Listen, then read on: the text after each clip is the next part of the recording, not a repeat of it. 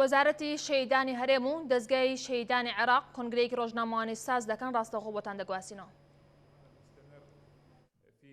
گۆڕە بە کۆمەڵەکان لە کارکردنی مەدا بەردەوامین کە بتوانین ئەو کەسانە بگەڕێنینەوە بۆ کەس و کارەکانیان بە پێی ئەو یاسایانەی کە ڕێگا پێدراوە.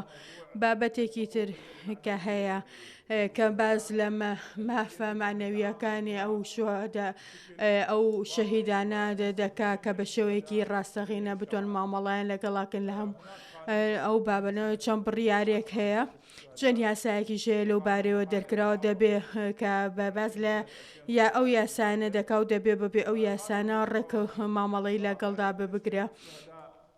ئەم یاسایە دەتوانم پێ بڵم کە شەهیدانی هەرێمی کوردستانی نەگرتبووەوە، بەڵام ئێستا سوپاس بۆخوا لەگەڵ سەرۆک وەزیران و لەگەڵ خوێندنی باڵا و ئەو لە دامەزراوانی کە پەیوەندیان بەمە هەیە کە بتوانێت ئەنجامێکی باشمان دەستکەوێ کە بتوانێت شەهیدانی پێشمەرگەش و شەهیدانی دریش بگرێتەوە بەپێ ئەو لێکۆڵینەوە لە ئێستادا لێکۆڵینەوەکان و توێژینەوەکان لە بواری یەکەمدا دەستی پێ کردووە کە بتوانێت شەهیدانی پێشمەرگەش بگرێتەوە و کە بتوانێت لە سەرەتادا بە نیسبەیە کە بتوانێت ئەوانیش بگرێتەوە و هەروەها لە کورسیەکانی خوێندنی باڵا و لە بابەتەکانی ترکە پەیوەندە بە شەهیدانەوە بە هەمان شێوە بگرەوە کە ئێمە لەلایەکی تریشەوە کە ئێمە بتوانین ئەم بابەتە بە شێوەیەکی تر بتوانین بە هەموو شێوەیەکانی سوود بۆ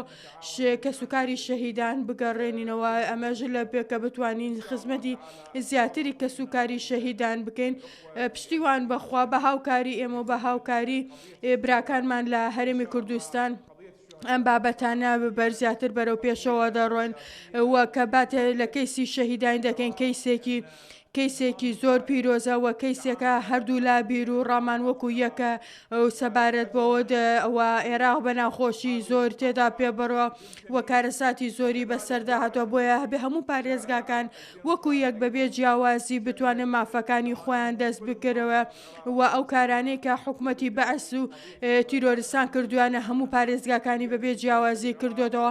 ئەوە وا دەکات کە عێراق جارێکی تر یەکگرتو بێ جارێکی تر یەکێتیانە لە بینی خۆدادا و ئێمە وەکو لێ پرسراوانەی لەسەر شانمانە کار مامەڵە لەگەڵ ئەم کەیسانە دەکەین خزمەتی زیاتری کەسوکاری شەهیدانەکەین کە بتوانین مافەکانی خۆیان بە تەواوەتی پێ بدەین بەپێی ئەو یاسا و ڕێسانەی کە ڕێگامان پێدراوە. سپاس بۆ هەمووتان. بەناوی خی گەورە و میهرەبان.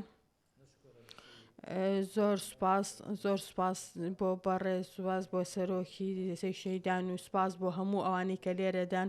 سپاس ئەمڕۆ ئێمە گفتوگۆیەکی زۆر باشمان وە بەرهێنما کرد سەبارەت بە شەهیدان و کەزوکان و سەبارەت بە هەڵدانەوەی گۆڕە بە کۆمەڵەکان لە عێراقداوە دەستکەوتنی زانیاری پێویست لەو بارەوە. زۆر سپاس بۆ هەمووە بۆی کە بتوانین کە ئەم کارە بەردەوام بێ و بتوانین کاری زیاتر بکەین بۆ هەڵدانەوەی ئەو گۆڕە بە کۆمەڵایەتێنەوە لە عێراق و لە هەرێمی کوردستان کە ئەمە چەند بابەتێکی تر بە دوای خۆدا دەهێنەیەکەوە. یەکێک تریش لە بابەتەکانی تر ئەوەیە کە باز لە ماف و لێ پرسراوەتی هەردوو لا دەکا سەبارە بە کەسوکاری شەهیدان لە هەرێمی کوردستان و لە عێراق و لە هەموو ناوچەکانی تردا بەبێ جیاوازی.